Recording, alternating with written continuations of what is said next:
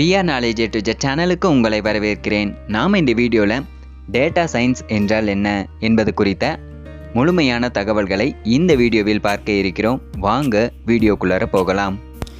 இதுவரைக்கும் நம்ம சேனலை சப்ஸ்கிரைப் பண்ணலன்னா சப்ஸ்கிரைப் பண்ணிக்கோங்க. அது கூடவே ஒரு பெல் சிம்பிள் வரும், அதை மறக்காமல் கிளிக் பண்ணிக்கோங்க.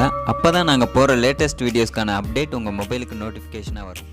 டேட்டா சயின்ஸ் என்பது ஒரு அனலிட்டிக்ஸ். ஒரு டேட்டாவை குறித்து அனலைஸ் பண்ணுவது தான் டேட்டா சயின்ஸ். எக்ஸாம்பிளுக்கு ஒரு கம்பெனியினுடைய வளர்ச்சி இப்போது எந்த அளவிற்கு இருக்கிறது, நாளைக்கு எந்த அளவிற்கு இருக்கும், ஒரு 5 வருடத்தில் கம்பெனியினுடைய வளர்ச்சி எப்படி இருக்கும் என்பதை ப்ரிடிக்ட் பண்ணுவது தான் டேட்டா மைனிங் என்று சொல்வார்கள். இதுபோல் ப்ரிடிக்ட் பண்ண கம்ப்யூட்டர் லாங்குவேஜ்களை பயன்படுத்துவதே டேட்டா சயின்ஸ் என்பார்கள். தற்போது டேட்டா சயின்ஸ் என்பது மிகவும் பிரபலமாகி கொண்டிருக்கும் ஒன்று. ஐடி கம்பெனிகளில் மிக முக்கியமான ஒரு பார்ட்டாக இந்த டேட்டா சயின்ஸ் இருக்கிறது. எக்ஸாம்பிளுக்கு நீங்கள் ஒரு யூடியூப் சேனல் வைத்துள்ளீர்கள் என்று வைத்துக்கொள்வோம். உங்களுடைய யூடியூப் சேனலை எத்தனை நபர்கள் பார்க்கிறார்கள், எத்தனை நபர்கள் சப்ஸ்கிரைப் பண்ணுகிறார்கள், எத்தனை நபர்கள் பார்த்துவிட்டு சப்ஸ்கிரைப் செய்யவில்லை, எந்தெந்த வயதினர்கள் உங்களுடைய சேனலை விரும்பி பார்க்கிறார்கள், அதில் குறிப்பிட்ட எந்த வயதுடையவர்கள் உங்களுடைய சேனலை பார்க்கிறார்கள் என்பது போன்று டேட்டாக்களின் மூலம் தேவையான இன்ஃபர்மேஷன்களை கலெக்ட் பண்ணுவதே இந்த டேட்டா சயின்ஸ்.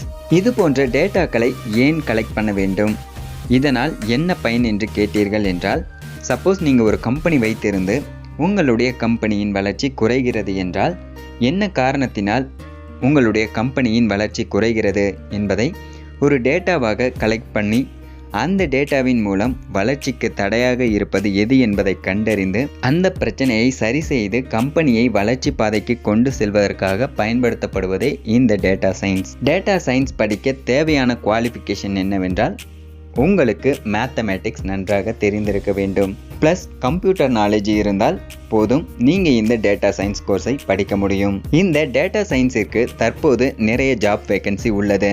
டேட்டாக்களை கலெக்ட் செய்து கொடுப்பவர்களைத்தான் டேட்டா என்ஜினியர் என்கிறோம். இவர்கள் API என்று சொல்லக்கூடிய அப்ளிகேஷன் ப்ரோக்ராமிங் இன்டர்ஃபேஸ் என்னும் அப்ளிகேஷன் மூலமாக டேட்டாக்களை கலெக்ட் செய்வார்கள். இது போன்று கலெக்ட் செய்யும் டேட்டாக்களை சேமித்து வைக்கும் இடத்தை டேட்டாபேஸ் என்பார்கள். டேட்டாபேஸில் இருந்து டேட்டாக்களை கலெக்ட் செய்து அனலைஸ் செய்து அதை ஒரு சார்ட்டாக ரிப்போர்ட்டாக கொடுப்பவர்களைத்தான் டேட்டா அனலைசர் என்று அழைப்பார்கள். இந்த டேட்டாக்களை கலெக்ட் செய்து அதை அனலைஸ் பண்ணுபவர்களை டேட்டா சயின்டிஸ்ட் என்று அழைப்பார்கள். கம்ப்யூட்டர் சயின்ஸ் படித்தவர்கள் இந்த டேட்டா இன்ஜினியரிங்கில் ஜாயின் பண்ணுவார்கள். ஐடி துறையில் டேட்டா அனலைஸ்ட் இவர்களுடைய பணி என்னவென்றால் கிடைத்த டேட்டாவை விசுவலைஸ் பண்ணுவது.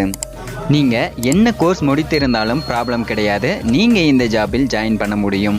ஆனால் இந்த ஜாபில் ஜாயின் பண்ண ஜாவா, பைத்தான் போன்ற ப்ரோக்ராமிங் லாங்குவேஜ்கள் தெரிந்திருக்க வேண்டும்.